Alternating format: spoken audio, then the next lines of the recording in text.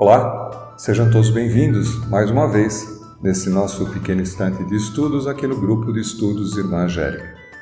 Estamos estudando o Livro dos Espíritos, estamos no livro 3 das Leis Morais e começamos hoje o capítulo 8 da Lei do Progresso. E o primeiro tema do capítulo 8 tem por título Estado de Natureza. E a pergunta número 776 é a primeira pergunta desse tema e diz assim: serão as coisas idênticas o estado da natureza e a lei natural? E a resposta? Não.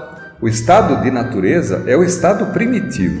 A civilização é incompatível com o estado de natureza, ao passo que a lei natural contribui para o progresso da humanidade.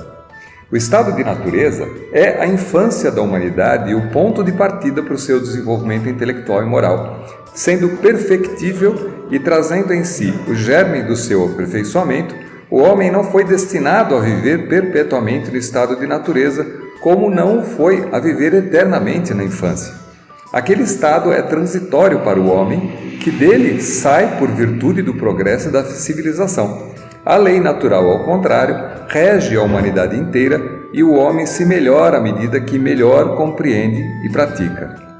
Então, a questão aqui é: o estado natural, que parece que é, se a criação divina tem por estado natural, quer dizer, o estado natural que a natureza se manifesta, tem uma certa tendência de a gente encarar e entender o estado natural, como sendo o estado da criação divina, como um estado de perfeição. Então, aquele estado que não se altera ou que não deveria ser alterado. E tudo que o homem faz, o faz no sentido de piorar ou degradar o estado da natureza, o estado natural.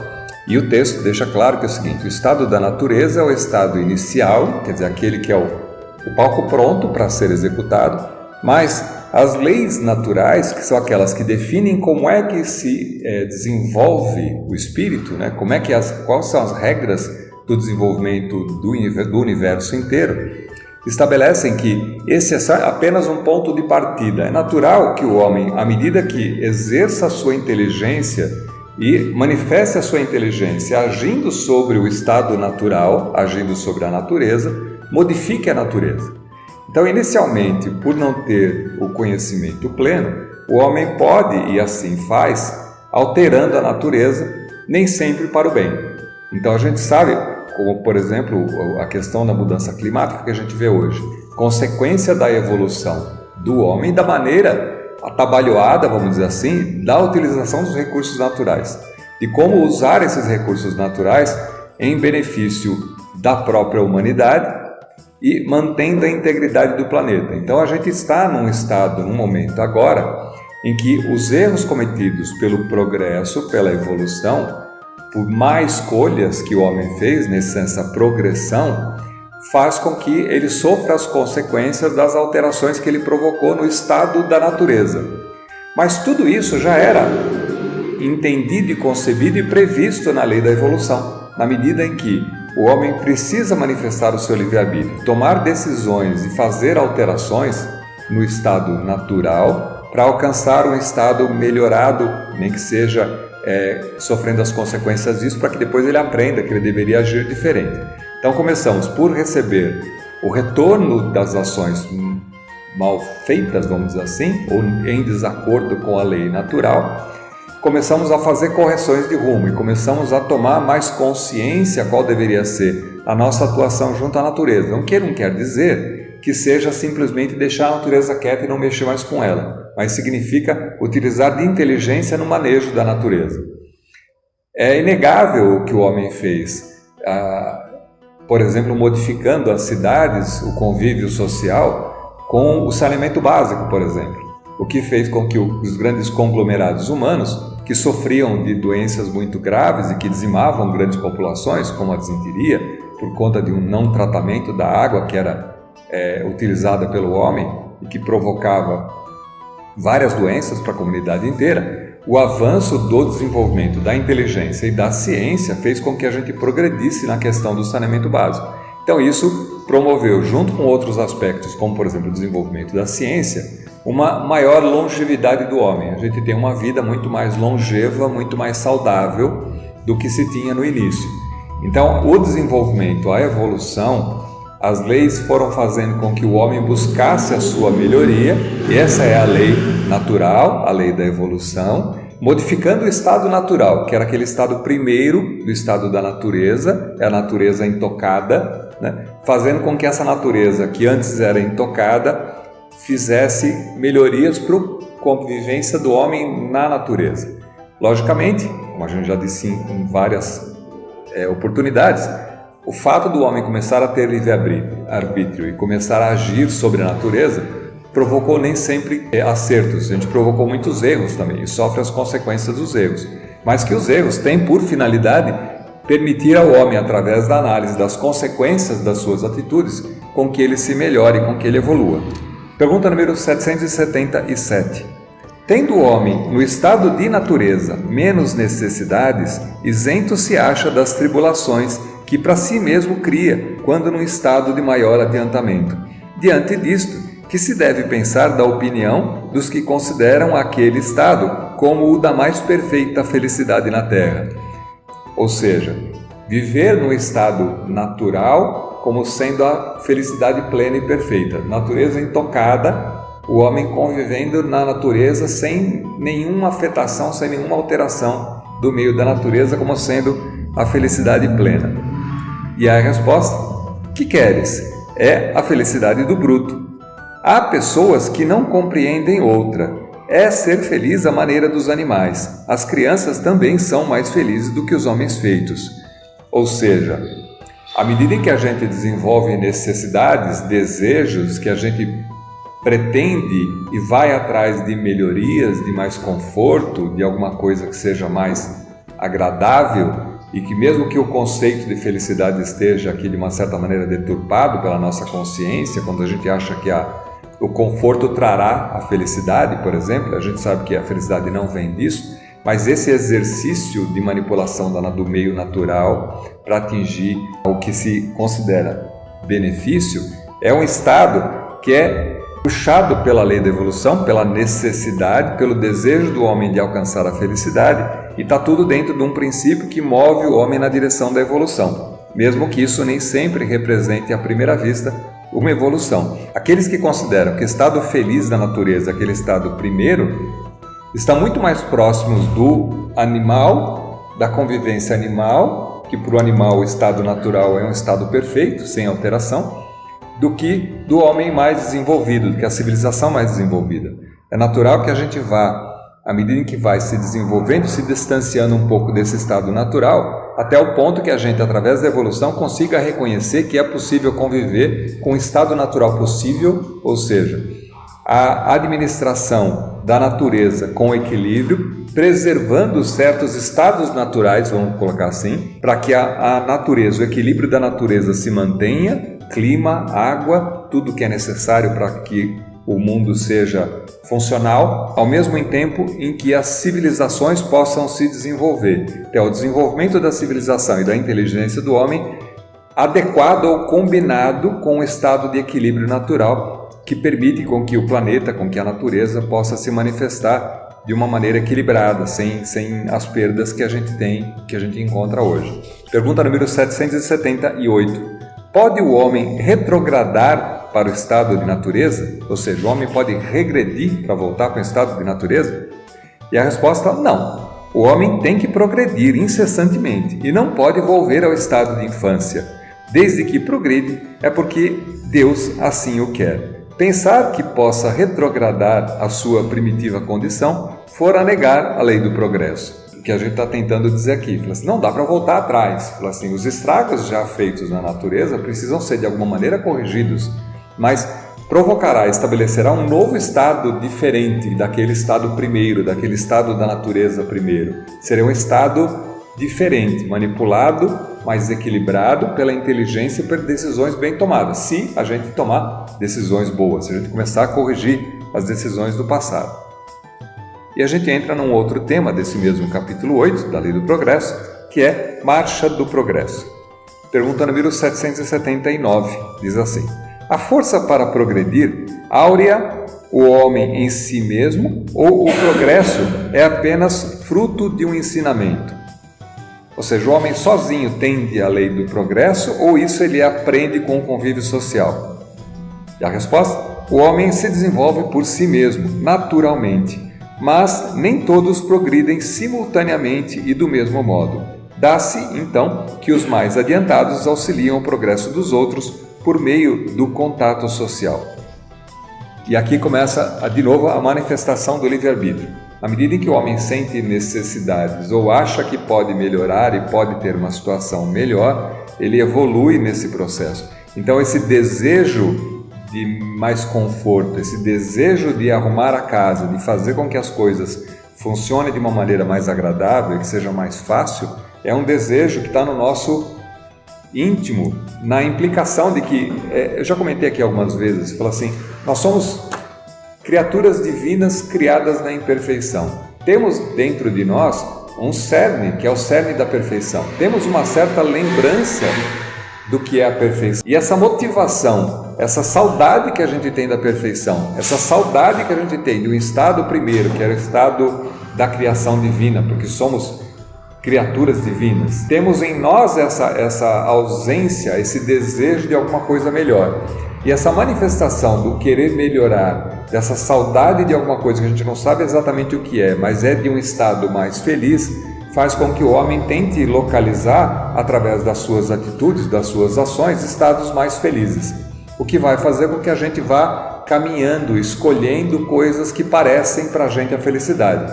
Até que a gente possa desenvolver, através das várias existências, entre o que é certo e o que é errado, escolhas que trouxeram, na realidade, não a felicidade, não o conforto, mas trouxeram, por consequência, um desconforto, ou uma retaliação, ou uma recompensação, alguma maneira que a gente tem que reconstruir aquilo que a gente destruiu por uma escolha errada, vai trazendo para a gente a consciência do que é certo e o que não é certo.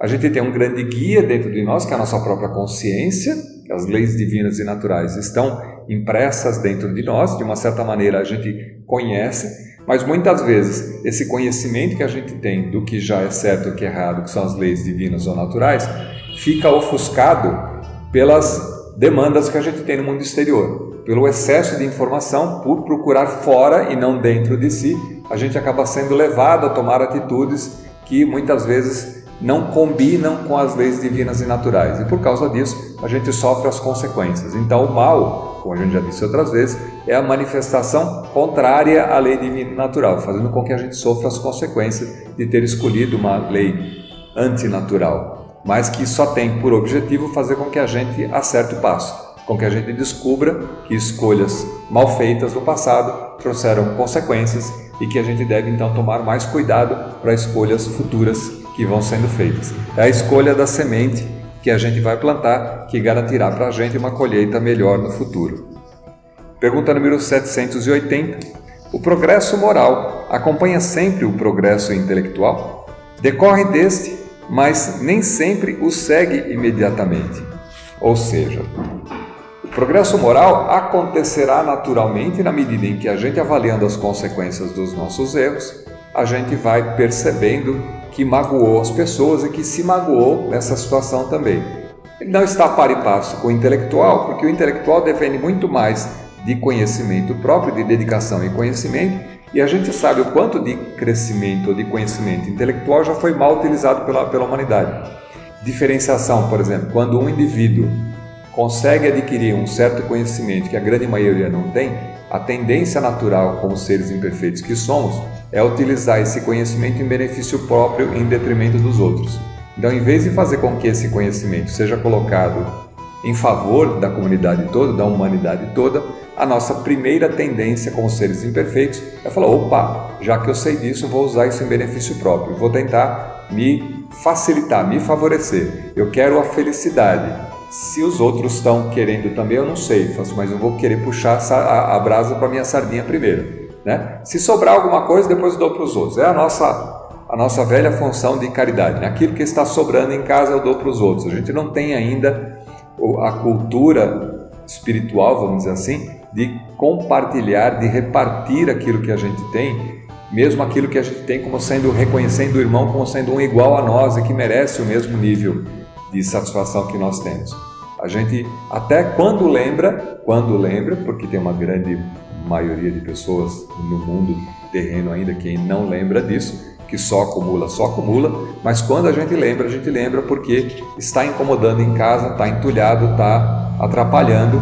Então eu escolho desovar aquelas coisas que estão sobrando em casa e chamo isso de caridade. Dou isso em relação para as outras pessoas, dizendo: olha como eu sou bonzinho, estou fazendo caridade, estou dando as roupas que eu não uso mais embora, né? Como se fosse uma grande coisa para ser feita, mas na realidade é um benefício muito mais pessoal do que um benefício pensando na caridade que está sendo proposta. Mas já é algum sinal, e mesmo assim, mesmo essa caridade tem lá a sua utilidade.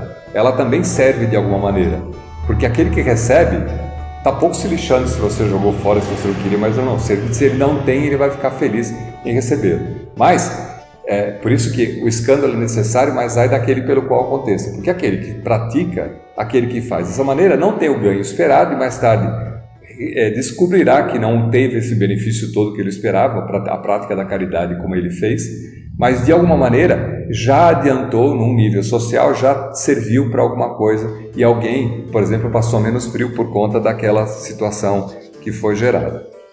Continuando, pergunta número A, da pergunta 780. Como pode o progresso intelectual engendrar o progresso moral? E a resposta? Fazendo compreensíveis o bem e o mal. O homem desde então pode escolher. O desenvolvimento do livre-arbítrio acompanha o da inteligência e aumenta a responsabilidade dos atos.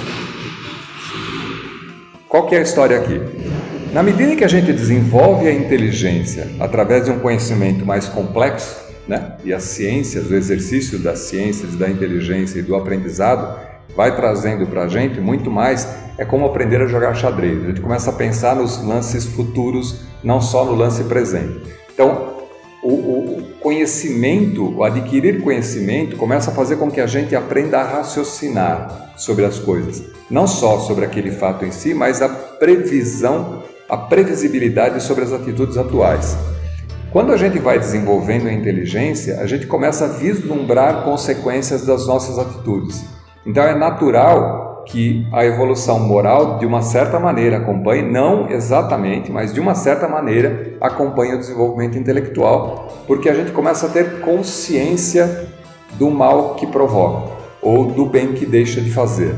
Quando o ser mais simples, menos capaz de raciocinar sobre as suas atitudes, ele não tem consciência ainda de perceber que, por exemplo, quando ele joga alguma coisa fora, ou quando ele joga uma lata de refrigerante no mar ou no rio, a consequência que tem aquele ato. Ele simplesmente está se desfazendo daquele lixo que ele está gerando. Quanto mais inteligente, quanto mais informação ele tem, ele começa a ter consciência das atitudes do que aquilo provoca. Se ele se interessa, por exemplo, por ler jornal, por ler inteira informação, ver os noticiários, ele acaba vendo o estrago que isso causa à natureza e isso traz necessariamente para ele uma consciência. Se ele vai ou não agir com esse aprendizado, essa é uma outra questão.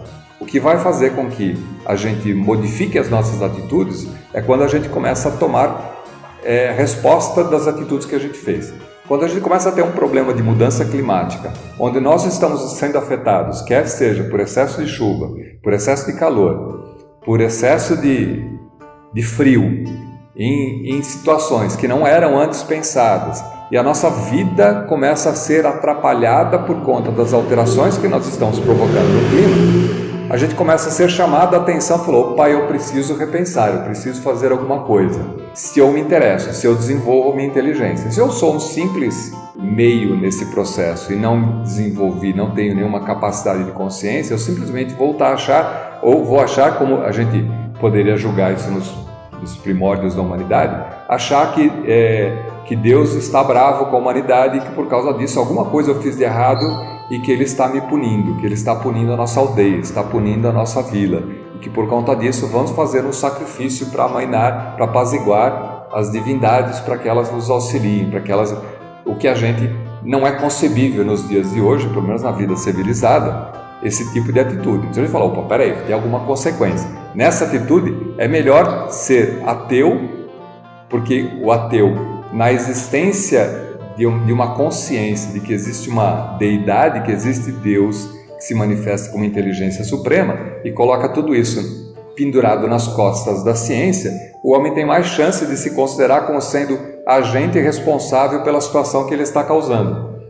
Então, nessa situação, é muito mais benéfico o ateu, porque ele desenvolve a sua inteligência, as consequências das suas atitudes, e mesmo assim, mesmo sem considerar Deus, até que depois, mais tarde, ele acabe considerando de alguma maneira, quando a gente começa a perceber que faltam peças nesse quebra-cabeça e tem que existir alguma inteligência que está acima das coisas organizando, se a gente continua evoluindo. Eu costumo comparar sempre a consciência do homem como fazendo esse paralelo, né? Quando a gente pega a vida de uma pessoa desde a infância, desenvolvimento, adolescência, maturidade, seguindo frente, né, até a velhice, tem um espaço observável de vida, né? A gente consegue compreender esse espaço e ver a gradação e ver a evolução desse processo com a nossa evolução como espíritos, né? Então, a criança evolui, primeiro ela não sabe nada, reconhece que não sabe nada, começa a aprender, quando chega na adolescência acha que já sabe tudo, que já aprendeu tudo, então passa a ignorar qualquer tipo de conhecimento acumulado anteriormente, porque acha que não precisa me falar, mas eu já sei tudo, eu já sei de tudo, agora eu já sei como é que as coisas acontecem. Você não sabe, você está desatualizado, você não sabe como é que estão os dias de hoje. E começa uma crítica muito forte em relação ao conhecimento adquirido pelos anteriores, né? Mesmo que tenham tido menos conhecimento formal, mas despreza esse conhecimento adquirido, e que depois, com o passar do tempo, a ficha começa a cair, então começa a retornar, né? A gente tem naturalmente, isso acontece com todo mundo, a gente tem na época da adolescência um afastamento dos pais, porque a gente começa a ter crítica em relação ao conhecimento que a gente teve, e é normal e natural que isso aconteça, porque afinal de contas estamos procurando caminhos diferentes, e se o mundo que estamos recebendo é consequência das atitudes anteriores, então essas consequências, essas atitudes não forem tão boas, eu preciso agir diferente. Então existe um distanciamento que é natural desse processo do crescimento, e mais tarde, depois, quando atingindo a maturidade, a gente começa a perceber e fala, então, não estava tão errado assim, né? E a gente começa a voltar e começa a se aproximar depois de novo, para poder tomar a base daquela maturidade, para extrair dali o que é conhecimento científico, que os antepassados, que os nossos anteriores não tinham, mas o que é conhecimento relacional, de relacionamento humano, de aprendizado que foi feito e pode e deve ser adquirido. Não significa abandonar todo o conhecimento, porque se a gente, volto a dizer sempre, se a gente não houvesse uma ruptura em relação aos ensinamentos dos pais, a humanidade não evoluiria. A humanidade evolui, nós como espíritos evoluímos porque nós quebramos paradigmas, nós modificamos a coisa como a gente aprendeu e passa a fazer de maneira diferente. Só que quebrar paradigmas, mudar maneira de agir, não significa desprezar completamente todo o ensinamento, senão a gente estaria de novo na época das cavernas, só tentando mudar a maneira como a gente está quebrando a pedra. Eu vou quebrar do lado direito? Não, vou quebrar do lado direito não funciona bem, vou quebrar do lado esquerdo. Aí vem outra geração e fala assim, não, vou quebrar do lado de cima. Aí vem outra geração, vou quebrar do lado de baixo. Se a gente não utiliza o aprendizado que foi acumulado até aqui, nós voltamos sempre à estaca zero, estamos sempre tentando reinventar a roda, tentando fazer uma outra roda que não seja redonda. Então é possível aprender e modificar, quer dizer, usar daquele aprendizado que recebemos e continuar evoluindo, crescendo, modificando, para que a gente possa ser melhor. Então, continuando, item B da pergunta número 780. Como é, nesse caso, que muitas vezes sucede serem os povos mais instruídos os mais pervertidos também? E a resposta? O progresso completo constitui o objetivo. Os povos, porém, como os indivíduos, só passo a passo o atingem. Enquanto não se lhes haja desenvolvido o senso moral, pode mesmo acontecer que sirvam da inteligência para a prática do mal. O moral e a inteligência são duas forças, só que com o tempo chegam a equilibrar-se. Qual que é a ideia aqui? O caminho da perfeição, de novo, volto a dizer sempre, o nosso projeto como espíritos é um projeto de longo prazo, não é um projeto de curto prazo, não é um projeto para uma existência. Por isso que nós precisamos de várias existências para aprender a progredir, para evoluir. Então, é natural, como olhando de novo para a vida da criança e fazendo a comparação com a vida do espírito, é normal que a criança cometa erros, que a criança erre, mesmo quando tenta acertar. É normal que ela não saiba fazer certas coisas e aprenda a fazê-las com o tempo. É normal que ela se manifeste a sua inteligência tentando resolver problemas, às vezes de maneira diferente. Isso é normal e saudável, porque assim isso é o progresso, isso é a evolução. Quando a gente coloca isso sobre o ponto de vista agora mais alargado, de olhando como a vida do espírito, a gente passa a enxergar que é normal que nós, como espíritos, façamos escolhas erradas e que possivelmente façamos escolhas que façam com que a gente perca a nossa vida, aquela existência, porque ela é só uma parcela, ela é só uma etapa do nosso desenvolvimento espiritual. Então é normal, sobre esse ponto de vista, que a gente enxergue alguém que, por exemplo, agiu muito errado durante uma vida inteira. Machucou as pessoas, enganou, roubou, acumulou riquezas que não eram de si, fez tudo errado. Mas quando a gente olha no fundo da questão, o mal ele não se manifesta como uma lei maligna, como uma força maligna que está agindo para poder machucar e destruir as outras pessoas em volta. Está se manifestando ali como alguém que está tentando desenvolver uma inteligência para alcançar uma certa felicidade que ele considera como sendo a felicidade. Ninguém age errado sabendo de fato que está agindo errado. Acha que está agindo em causa própria. Fala assim, eu estou fazendo por meu benefício. Se eu roubo um banco, eu roubo um banco porque eu acho que o capital que eu vou conseguir roubando o banco vai me fazer muito bem, vai permitir com que eu passe o resto da vida sem precisar trabalhar e sofra e tenha todo o conforto possível que a humanidade pode me dar, que o dinheiro pode comprar. Quando eu passo por essa existência e descubro as consequências disso, quer seja nessa existência ou quer seja na outra, e aí vem a grande justiça divina, né? Porque mesmo que ninguém descubra que eu fiz errado, a minha consciência sabe que eu fiz errado. Embora eu esteja plenamente justificado para as minhas atitudes segundo a mim mesmo. Faço isso porque estou pouco se lixando para fulano, eu quero mais é ser feliz. Então que se dane os outros, que se dane se eu machuquei, se alguém pisei no calo de alguém, se eu passei na frente, bobo, trouxa, eu sou mais esperto que o resto. Quando você começa a receber as compensações ou as consequências das suas atitudes, você começa a perceber que essas escolhas não foram muito bem feitas. Isso pode vir numa existência com arrependimento, mas pode vir também, mesmo que ela não aconteça aqui, ela vem com certeza no futuro, numa existência futura, quando a gente começa a receber as consequências das atitudes. Então, um exemplo bastante corriqueiro. Se eu engano as pessoas que estão à minha volta tentando buscar o que é melhor para mim, todo mundo é trouxa, eu sou mais esperto que todo mundo, engano todo mundo, tiro de um, pego do outro. Daqui a pouco eu vou começar a ficar sozinho, porque as pessoas começam a perceber que eu ajo de maneira que não é muito legal, então as pessoas começam a se afastar de mim e ninguém mais quer falar comigo. E aí então, eu que gostava bastante do convívio social, começo a perceber que as pessoas começam a me rejeitar e eu não sei por que elas estão me rejeitando. E aí quando começa a cair a ficha e começo a medir as consequências das minhas atitudes, eu começo a então suspeitar que tenha sido o meu comportamento, que tenha sido a maneira de eu agir, que tenha provocado essa situação que hoje não é nada feliz.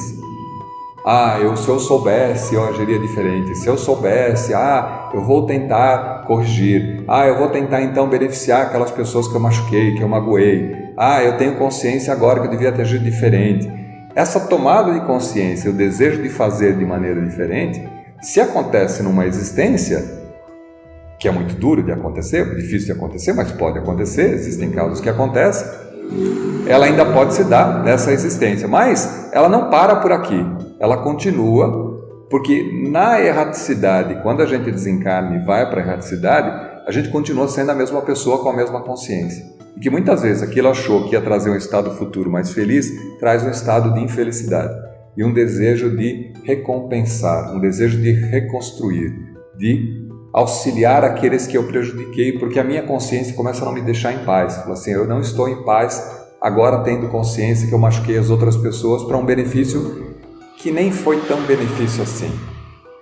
Eu achei que se eu comprasse o carro novo eu ia ficar super feliz.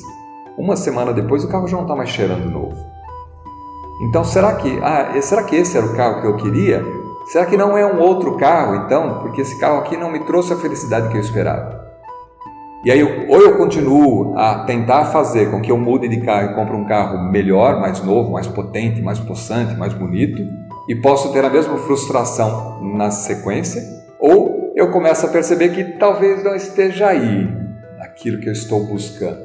E aí eu posso buscar em alternativas diferentes. Eu falo, não, o bom mesmo, felicidade deve ser ter poder. Então, se eu conseguir enganar as pessoas, se eu conseguir regimentar as pessoas, se eu conseguir mandar em todo mundo e fazer com que todo mundo faça o que eu quero fazer, acho que isso é felicidade. Acho que vou ficar muito feliz se eu for assim. Se eu fosse um rei, que eu pudesse fazer e as pessoas obedecerem tudo que eu quero. Isso me parece bastante com felicidade. E às vezes eu uso esse exercício, às vezes uma vida inteira, para poder atingir esse objetivo e acabo descobrindo que também não era isso. Que também não é isso que traz esse conforto, que traz aquele quentinho no coração que me deixa feliz. Porque no final das contas eu acabo descobrindo que as pessoas de novo não querem saber de mim, que elas fogem de mim e só estão do meu lado porque estão interessadas naquilo que eu tenho. Então essa consciência que o Espírito vai tomando, e ela toma em várias existências, é a lei do progresso, é a lei da evolução, é aquilo que a gente vai fazendo para se melhorar dia a dia com o Espírito, que faz com que a gente retorne numa existência seguinte com outras planejamento, com outra ação diferente. Pergunta número 781, então, da Marcha do Progresso. Diz assim: tem o homem o poder de paralisar a Marcha do Progresso? Ou seja, o homem pode para tudo, não vou progredir mais, vou ficar parado onde eu estou. A resposta não, mas tem às vezes como embaraçá-la. E aí está, a lei da evolução é uma lei divino-natural. Então, quer queiramos ou não, nós vamos evoluir. Nós estamos fadados à evolução. O espírito está fadado à evolução. Mas tem tanta gente que parece que voltou atrás, tem gente que parece ser tão ruim. Então assim, pois é, mas a gente não consegue medir, não consegue julgar em qual estágio da evolução que ela está. Não fomos todos criados no mesmo instante. Deus não fez assim, crie-se os espíritos e as pessoas estão todas criadas. A criação divina, o espírito é criado incessantemente. O tempo todo tem gente sendo criada, espíritos sendo criados, espíritos em evolução. E a marcha da evolução depende do esforço e da dedicação de cada um de nós. Então, somos espíritos, cada um um estágio diferente de evolução. E a gente já viu aqui que no mundo de prova e expiação, que é o nosso mundo, temos, por convivência, muitos espíritos em escala de evolução diferente. Então, aquele que a gente julga, que a gente acha que é um ser completamente atrasado, que não evoluiu espiritualmente, não é que ele retroagiu, ele só não evoluiu ainda. Ele ainda está numa escala que ainda está num progresso de reconhecer certas coisas de convívio social e de começar a agir de maneira diferente. E por que eles são colocados por convivência conjunto com nós, que já temos uma certa consciência do que é certo e o que é errado? Da mesma maneira que nós somos colocados muitas vezes com seres que são mais avançados que nós e que têm uma consciência maior, para que a gente possa servir de modelo, de exemplo, para que eles possam, através da convivência com seres mais evoluídos, aprenderem através do exemplo a agirem de maneira diferente. Então esse convívio, para que a gente seja colocado em prova, para se tudo aquilo que a gente aprendeu sobre o que é certo e o que é errado, se a gente continua exercitando o certo e errado, mesmo quando a gente recebe a atitude de um irmão menos feliz, que age de maneira infeliz conosco. Se você recebe um pisão no pé e pisa no pé do mesmo jeito, você não pode querer que seja diferente, porque você está reagindo da mesma maneira, tentando pagar o mal que você recebeu. Se você deseja a vingança de um mal recebido, você está de novo se equiparando, se equilibrando, se equivalendo a alguém que ainda não sabe que isso não deveria ser feito. Na medida em que a gente recebe o mal e não retruca, e de novo, não significa, que eu digo sempre, perdão não significa esquecimento, não significa não reconhecimento do que é certo e o que é errado. Perdão não significa exigir as compensações legais e justas que a sociedade estabelece. Perdoar não significa saber que assassinou, mas tudo bem, deixa quieto, vai, ele é só um espírito que ainda não aprendeu. Não, ele tem que passar, ele tem as penalizações que são definidas pela sociedade, porque é através das penalizações que ele vai poder recapitular e descobrir que aquilo que ele fez que está errado. Se alguém te prejudicou e você pode, através da lei, fazer com que esse prejuízo seja ressarcido, você deve fazer com que esse prejuízo seja ressarcido. O que não significa querer vingança. Você pode exigir o refazimento, a retaliação, a cobrança daquilo que foi feito, segundo as leis que estão estabelecidas. Isso está tudo bem. O que você não deve é carregar esse peso adicional, levando consigo o desejo de querer fazer pagar na mesma moeda.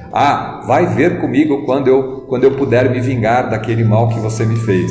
Porque isso te coloca numa situação de involução e que no final das contas você não aprendeu nada com aquele sentimento que você tinha quando você achava que isso não deveria ser feito. você ainda não se livrou dessa etapa da evolução, né? Então você precisa avançar um pouquinho mais. Item A da pergunta 781. A que se deve pensar dos que tentam deter a marcha do progresso e fazer com que a humanidade retrograde? E a resposta: pobres seres, que Deus castigará. Serão levados de roldão pela torrente que procuram deter. Sendo o progresso uma condição da natureza humana, não está no poder do homem opor-se-lhe. É uma força viva, cuja ação pode ser retardada, porém não anulada, por leis humanas más. Quando estas se tornam incompatíveis com ele, despedaça-as juntamente com os que se esforcem para mantê-las. Assim será, até que o homem tenha posto suas leis em concordância com a lei divina, que quer que todos participem do bem, e não a vigilância de leis feitas pelo forte em detrimento do fraco. E aqui, voltando nas bases da Jean-Jacques Rousseau, nos primórdios dizia o seguinte, que quem criou a polícia e quem criou a lei de herança foram os ricos, porque os pobres não tinham interesse nenhum, os pobres não precisavam de lei de herança porque não tinha nada para herdar, não tinha nada para passar para as gerações futuras. A polícia também, quem precisava da polícia? Aqueles que poderiam sofrer da consequência dos outros por terem inveja daquilo que eles tinham. Então esse processo iniciou com um processo baseado no poder dos ricos, daqueles que queriam manter aquela propriedade que tinham, considerando que era direito repassar às gerações futuras, no caso da herança, né? E no caso da polícia, de vigiar aqueles que eram os que poderiam tentar roubar daqueles que detinham, né? Então nasce dessa maneira, mas a gente precisa entender que as leis, naturalmente, como eu já disse outras vezes, elas são, de alguma maneira, reflexo das leis divinas ou naturais, mas cabem para uma determinada sociedade, numa determinada cultura, num determinado tempo. Elas precisam se adaptar, precisam se ajustar às mudanças que a sociedade vai fazendo. Por isso que a gente precisa estar o tempo todo reformando e construindo e ajustando leis diferentes para poder adequar.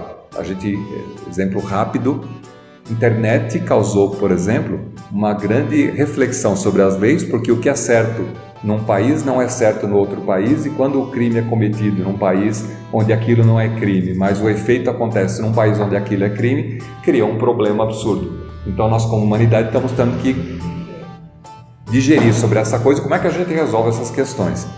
Num lugar existe a monogamia, no outro lugar existe a poligamia.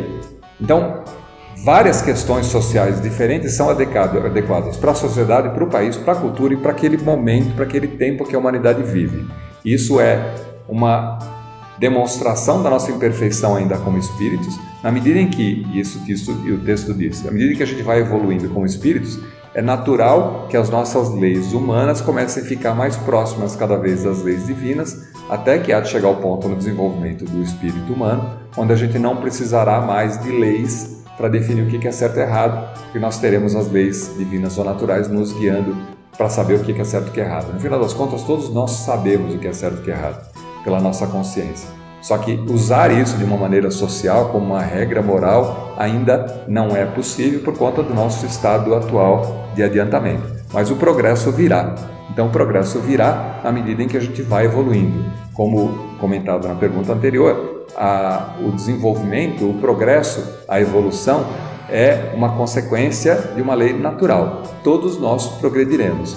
Aqueles que não se adequarem à progressão que acontece, a gente já comentou aqui algumas vezes, por exemplo, serão para que o mundo também evolui, né? Nós, como humanidade toda, evoluímos, mas o mundo também evolui. O mundo a Terra passa por um momento de mudança de prova e expiação para um mundo de regeneração. Isso não acontece em 10 anos, 20 anos, 100 anos, acontece em 1000 anos. E esse processo de mudança vai levar com que aqueles seres que não estejam preparados para a convivência num mundo de regeneração, num mundo onde existe um equilíbrio maior entre o bem e o mal, onde existe uma convivência mais feliz e mais social, sejam retirados desse planeta e levados para um outro planeta, para uma outra oportunidade, para que eles possam continuar o seu desenvolvimento em outro lugar. Assim como aconteceu com a humanidade, quando vieram para cá os egípcios, quando vieram os astecas, quando vieram os atlantes, lá no começo da humanidade. Que embora eles fossem muito mais evoluídos do que nós aqui da Terra, com conhecimento técnico, conhecimento científico, até moral, pelo que a gente tinha na época, não eram perfeitos. E vieram para cá, agiram, ajudaram a humanidade na sua evolução, evolução e chegou um determinado momento, retornaram para a sua pátria espiritual, para lá continuar o seu desenvolvimento, mas a Terra já estava dado o passo inicial para o seu processo de evolução. A gente fica por aqui, a gente retorna então na próxima semana com mais a continuação desse tema, Marcha do Progresso, do capítulo 8 da Lei do Progresso, do livro 3 das Leis Morais, do Livro dos Espíritos. Até lá!